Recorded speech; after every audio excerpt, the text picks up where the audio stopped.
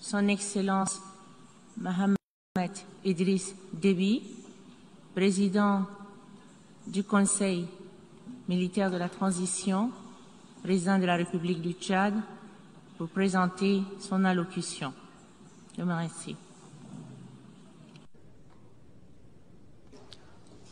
Monsieur le Président de l'Assemblée générale, Mesdames, Messieurs les chefs d'État et de délégation, Monsieur le Secrétaire général des Nations Unies, distingués participants, Mesdames, Messieurs, je voudrais, à l'entame de mon propos, adresser mes chaleureuses félicitations à Son Excellence Abdallah Chahid pour sa brillante élection à la présidence de la 76e session de l'Assemblée générale des Nations unies et lui souhaiter plein succès dans sa mission.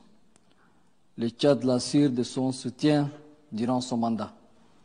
Je voudrais également adresser nos sincères remerciements et rendre un hommage mérité à Son Excellence Volkan Bozkır, président sortant de l'Assemblée générale, pour avoir accompli son mandat avec succès malgré le contexte difficile marqué par la pandémie de Covid-19. De même, je tiens à féliciter vivement Son Excellence M. Antonio Guterres, secrétaire général des Nations Unies, pour sa brillante réélection le 18 juin dernier, ainsi que pour son leadership. Le Tchad lui réitère son soutien et sa haute appréciation pour l'excellent travail abattu au cours de son précédent mandat et pour son dynamisme face à la pandémie de Covid-19. Le Tchad salue la qualité et la pertinence des réformes importantes qu'il a opérées dans les piliers paix et sécurité, système de développement et gestion, ainsi que stratégie de la parité des sexes au sein du système des Nations Unies. Excellences, Mesdames, Messieurs, le thème de la présente session, à savoir miser sur l'espoir pour renforcer la résilience afin de se relever de la Covid-19, reconstruire durablement, répondre aux besoins de la planète, respecter les droits des personnes et revitaliser l'Organisation des Nations Unies, relève avec éloquence les multiples défis auxquels le monde continue d'être confronté pour la deuxième année consécutive à cause de la pandémie de Covid-19. Cette pandémie a traumatisé l'humanité par l'ampleur de ses conséquences multiformes et multidimensionnelles à travers la planète. Elle continue de faire des ravages, mettant à rude épreuve nos systèmes de santé, nos économies, nos finances publiques, voire le fonctionnement et la sécurité même de nos États, pour ne citer que cela.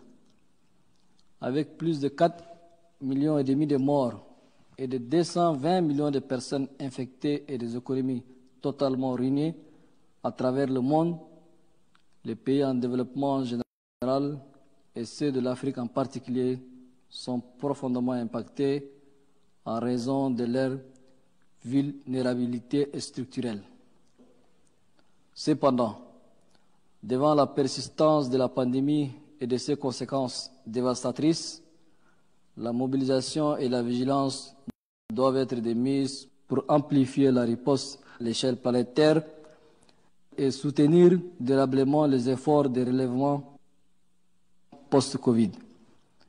À cet égard, je note avec regret que l'inégalité dans l'accès aux vaccins demeure extrêmement profonde. Les pays riches ont atteint une couverture vaccinale à plus de 50%, tandis que la plupart des pays africains sont à moins de 2%. D'après l'Organisation de la Santé, sur plus de 5 milliards de doses administrées dans le monde, seuls 2% sont allés en Afrique. Rien ne justifie ce déséquilibre au regard de l'interdépendance de notre monde et de la nécessité d'éradiquer les virus de la planète toute entière. Dans ce contexte, il est incompréhensible, voire inadmissible, que certains pays stockent des surplus de vaccins et que d'autres en manquent cruellement. Le virus ne connaît pas de continent, ni de frontières, moins encore de nationalité ou de statut social. Les pays ou régions non vaccinées seront une source de propagation et de développement de nouveaux variants du virus. À cet égard, nous saluons les appels maintes fois répétés du secrétaire général des Nations Unies et du directeur général de l'OMS en faveur de l'accessibilité du vaccin pour tous. Le salut de l'humanité toute entière en dépend. Excellences, Mesdames, Messieurs, l'amélioration des perspectives de la reprise économique post-Covid-19 est étroitement liée à l'amélioration de la situation sanitaire ou à l'éradication de la pandémie. Cette reprise économique attendue est aussi tributaire de la réduction de la facture dans tous les domaines entre le Nord et le Sud. Les pays en développement, gravement impactés par la Covid-19, font déjà face à des obstacles récurrents et variés, tels que le poids de la dette, le difficile accès aux ressources pour financer leur développement, les termes injustes de leurs échanges commerciaux avec le monde développé, la raréfaction des investissements directs étrangers, la réduction des transferts de fonds venant de la diaspora, l'effondrement des secteurs de tourisme, etc. En outre, les pays les moins avancés et les pays en développement sans littoral, dont le Tchad, sont tout aussi affectés par le non-respect des engagements pris dans le cadre de l'agenda 2030 et du programme d'action d'Addis Abeba en matière d'aide publique au développement. Le Tchad lance une fois de plus un appel pressant à tous nos partenaires du Nord pour honorer leur engagement vis-à-vis des pays vulnérables en vue de contribuer de façon durable à une meilleure reprise économique post-Covid-19 et à une accélération dans l'atteinte des ODD conformément à la noble ambition des Nations Unies de ne laisser personne derrière à l'échéance 2030. Dans cette perspective, le Tchad réitère l'appel maintes fois lancé par les pays membres du G5 Sahel relatif à l'annulation de la dette de ces pays durement frappés par le terrorisme et le changement climatique en sus de Covid-19 et de la pauvreté ambiante. Il convient de rappeler que l'absence de perspectives pour la jeunesse au Sahel pousse celle-ci à tomber dans le piège des idéologies extrémistes et à emprunter le chemin de l'immigration clandestine vers l'Europe avec les risques que cela comporte. Excellences, Mesdames, Messieurs, comme vous le savez, suite à la disparition tragique de son président, feu Marshal Idriss Déby Itno, tombé sur le champ d'honneur le 20 avril dernier lors de combats contre des mercenaires en provenance de la Libye, le Tchad a entamé une période de transition politique. Un conseil militaire de transition a été mis en place pour assurer la continuité de l'État et garantir la sécurité du pays, gravement mise en péril par des assaillants lourdement armés qui écument le sud de la Libye. Un gouvernement de large ouverture, dirigé par un premier ministre civil, a été mis en place le 2 mai 2021 et travaille d'arrache-pied pour tenir les échéances devant boucler le processus de transition. Une feuille de route pour la transition a été élaborée et adoptée en juillet dernier. Elle s'articule autour de 3 principaux axes suivants. 1. Le renforcement de la sécurité et de la défense. 2. L'organisation du dialogue inclusif et la consolidation de la paix et de l'unité nationale. 3. Le renforcement de la bonne gouvernance et de l'état de droit. La mise en œuvre de cette feuille de route, dont le coût est estimé à près de 1,3 milliard de dollars, hors de la portée du Tchad tout seul, nécessite un accompagnement conséquent de nos partenaires à travers une mobilisation urgente des ressources financières attendues. Au regard d'énormes difficultés d'ordre sécuritaire, économique, financier et sanitaire auxquelles le gouvernement de transition fait face, le Tchad en appelle à un soutien fort de la communauté internationale. Dans le même élan, toutes les dispositions nécessaires sont prises pour la tenue d'un dialogue national inclusif dont les modalités d'organisation et de déroulement sont en train d'être examinées par un comité mis en place à cet effet. En outre, dans un souci de rassemblement de tous les fils du Tchad, y compris le groupe armé, un comité technique spécial a été créé et installé pour préparer et faciliter la participation des politico-militaires au dialogue national inclusif. Par ailleurs, à l'issue de larges et intenses consultations en cours, le Conseil national de transition, qui assumera le rôle des parlements provisoires, sera installé. En tout état de cause, le processus de réconciliation nationale est fortement engagé et évolue à un rythme apprécié tant par les acteurs nationaux concernés que par la plupart de nos partenaires. À cet égard, il me plaît de me féliciter du retour au bercail de plusieurs de nos compatriotes en exil et des membres de certains groupes armés répondant favorablement à la politique de la main tendue du gouvernement. J'exhorte tous ceux de nos frères qui sont encore hors de leur pays à y revenir sans crainte ni hésitation. Ils y occuperont la place qui leur revient de droit. Leur précieuse contribution à l'effort de la réconciliation nationale et de l'édification de notre pays est vivement souhaitée et attendue. Nous les accueillerons tous les bras ouverts.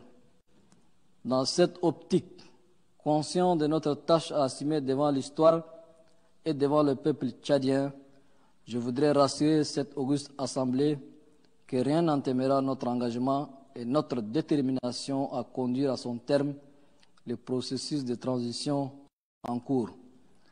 Excellences, Mesdames, Messieurs, le Tchad qui partage avec la Libye plus de 1000 km de frontières communes est lié à ses pays frères et voisins par l'histoire, la géographie et la culture, voire par les liens de sang, subit de plein fouet les conséquences de la crise libyenne en termes d'attaques armées récurrentes lancées depuis le sud de ces pays. La dernière agression dont le Tchad a été la cible entre le 11 et 29 avril dernier, qui a causé la mort de l'ancien président Feu Idriss Déby Itno, en est une malheureuse illustration, sans compter l'insécurité et l'instabilité chronique installées bien au-delà dans le Sahel depuis 2012. Il convient de rappeler à cet égard que le Conseil de sécurité de l'ONU, au cours de sa réunion tenue le 29 avril dernier, à la demande de ses membres africains, a établi un lien direct entre le retrait des mercenaires et combattants étrangers de Libye avec le douloureux événement sus-évoqué survenu au Tchad. Fort de ces constats, le Tchad exprime sa vive préoccupation devant la forte pression de la communauté internationale exigeant un départ immédiat de la Libye des mercenaires, combattants étrangers et autres bandes armées irrégulières. Un tel départ des ressortissants tchadiens recrutés, formés, encadrés, armés et financés pour les besoins de la guerre en Libye n'est pas sans conséquence sur la sécurité du Tchad. C'est pourquoi le Tchad demande avec insistance, une fois de plus, à la communauté internationale, notamment au Conseil de sécurité de l'ONU, de faire prendre toutes les mesures nécessaires pour la mise en place d'un mécanisme d'encadrement, d'un départ planifié et coordonné de ces éléments. Le Tchad est favorable à un processus de désarmement, démobilisation et réinsertion de ses ressortissants à la solde des factions libyennes, renonçant à la violence et au mercenariat pour regagner leur pays. Nous comptons sur le leadership et le rôle crucial des Nations Unies dans la conduite de ces processus et la mobilisation des ressources nécessaires à son financement. Excellences, Mesdames, Messieurs, nous ne pouvons pas parler de la crise libyenne sans aborder la gravité de la situation sécuritaire dans le Sahel et son voisinage. Celle-ci demeure marquée par l'expansion du terrorisme, les crimes organisés et le trafic illicite des armes, des drogues et d'êtres humains. La multiplication des attaques terroristes contre les armées des pays du G5 et du bassin du lac Tchad, ainsi que les populations civiles au Burkina, Mali et Niger, illustrent la résilience et la capacité de nuisance des groupes terroristes qui menacent gravement l'existence de nos États et hypothèquent leur développement.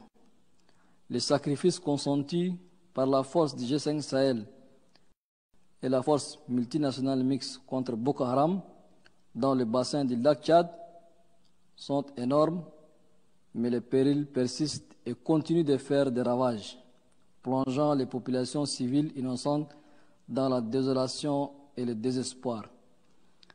Face à cette menace qui transcende les frontières et met à rude épreuve nos capacités individuelles de réaction, nous devons revoir nos approches de riposte et mutualiser nos efforts pour des réponses plus adaptées à l'évolution du contexte et des défis sur le terrain. Les pays du G5 Sahel s'y attellent en mobilisant leurs maigres moyens militaires, matériels et financiers.